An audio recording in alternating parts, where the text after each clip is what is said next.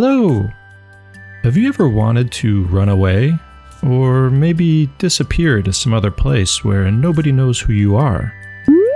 I have. And today's story is precisely about that. Welcome to the Gathering Stone. I'm Benny, the caretaker of this magical place, and I have a tale for you today. A tale about this hill dwarf and his companion. How they found each other, and the bond that was formed not only through trust, but also a shared love for the confectionery treats that are circus peanuts. So come with me as I weave this tale of the lost while our resident artist brings the character to life before your very eyes. So have you ever wondered what it would be like to join a circus? A roaming band of vagabonds jostling from one location to the next in pursuit of entertainment and keeping their past always at arm's reach. Well, this just happens to be where we find our stout little friend, preparing for another night of spectacle as he inspects the magical devices and contraptions that aid in his high-flying act, the Dwarven cannonball. As he goes through the motions, his mind drifts, as it frequently does, to his life before, where even amongst his own kin, he always felt distant. Instead of herding sheep, maintaining livestock, or forming bonds of friendship, his mind was always elsewhere, far away. He would often find himself standing on the edge of town looking for something that wasn't...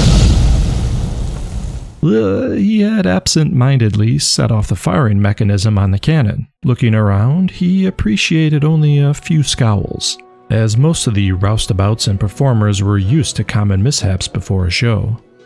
And this is when some new arrivals caught our friend's eye. A family of giant weasels were being escorted to the center ring for a practice run of a new act. As everyone gathered around to watch these cute, intelligent creatures perform a series of rehearsed acrobatics and stunts, our dwarf couldn't help but notice the exception of one in particular.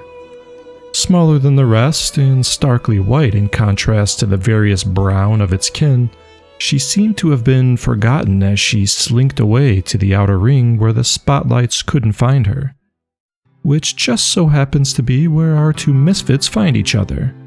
One, snuffling through the dirt in search of her own kind of truffle, while the other felt a pull of kindred appreciation as he offered her a sugary morsel from his bag of banana-flavored, peanut-shaped marshmallow snacks.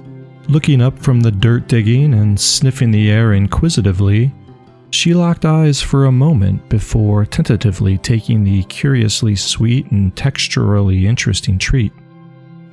Almost instantly, a like-minded bond was formed as they sat together on the outer ring, enjoying the pleasure of silent company and a shared meal, so to speak. Now, as the days went on, they began to spend more and more time together, saying much to one another without ever saying much at all. Sometimes even combining their acts, much to the appraisal of large crowds, where she would trust the cradled nook of his arms as they were crowded into a cannon barrel, then shot out at max velocity, soaring through the air together, dwarf and beast as one high-flying duo.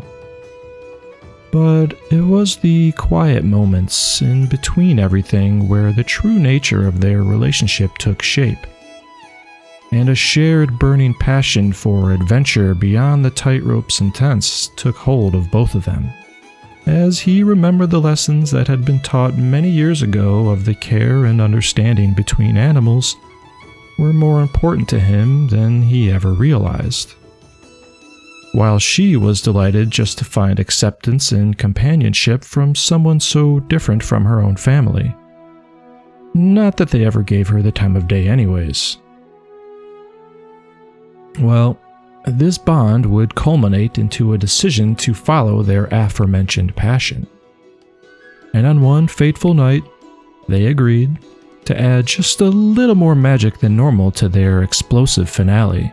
So when the time came, both crammed into the familiar darkness, excited with thoughts for what was about to be their new future, as the moments of anticipation were suddenly rocketed into the world with a much louder than usual raucous blast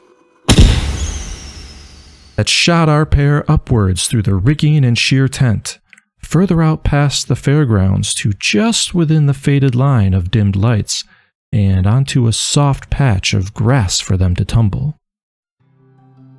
With one look back, they turned and set off for their adventure, together. And this is where we find them today, or rather where they found us, here, at the Gathering Stone.